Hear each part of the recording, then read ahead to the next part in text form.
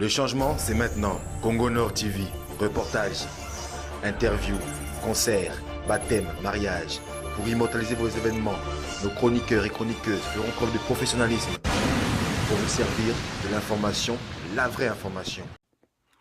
Je crois que je n'ai jamais été aussi en colère et aussi triste qu'en ce moment. Moi, le descendant d'esclaves, dont les ancêtres furent déportés d'Africa pour être des bêtes de somme dans le Nouveau Monde, je découvre qu'en ce début de XXIe siècle, en cette fin d'année 2017, je découvre qu'en Libye, ce que nous redoutions, après les accords passés entre les uns et les autres, qu'en Libye, on est en train de vendre des Africains. Là, en Libye, on vend nos jeunes qui, parce qu'ils ne pouvaient plus supporter le manque de vision d'avenir dans leur propre pays, ont décidé de partir, de braver le désert, de braver la mer, de braver la violence des groupes armés, de se retrouver humiliés en Europe en arrivant, que ce soit à Lampedusa ou ailleurs.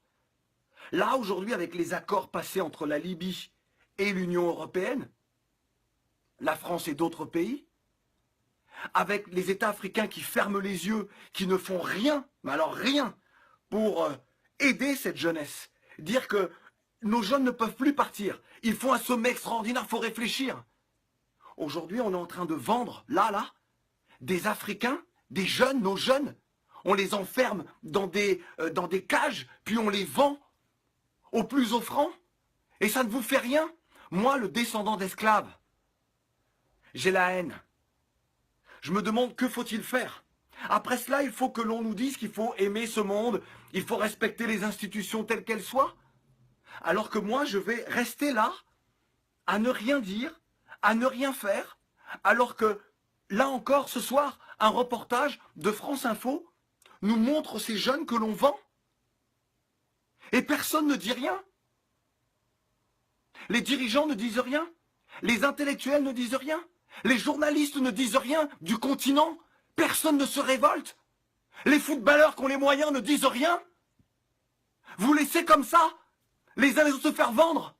Qu'est-ce que les descendants d'esclaves comme moi peuvent penser, doivent penser? C'est donc ce qui s'est passé avec nos ancêtres il y a plusieurs siècles. On ferme les yeux. Vous ne comprenez pas ce qui se joue. C'est l'avenir d'une part de l'humanité.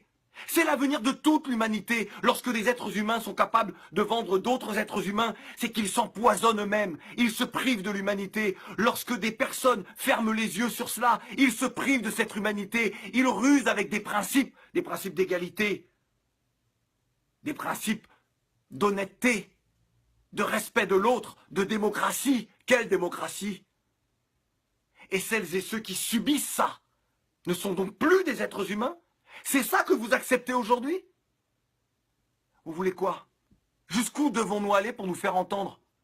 Et là, je m'adresse aux dirigeants africains. Levez-vous, faites quelque chose. Vous voulez quoi? Que je vous supplie? Vous voulez quoi? Que nous entamions des grèves de la faim? Pour que vous réagissiez? Jusqu'à quand allez-vous profiter de l'argent, de la manne, que ce soit du pétrole ou d'autres matières premières de nos pays? Être dans les Panama Papers, dans les Paradise Papers? Avoir des comptes partout, avoir des villas partout, et ne rien faire pour cette jeunesse? Combien de temps encore? Nous, on est prêts. Hein. On est prêts.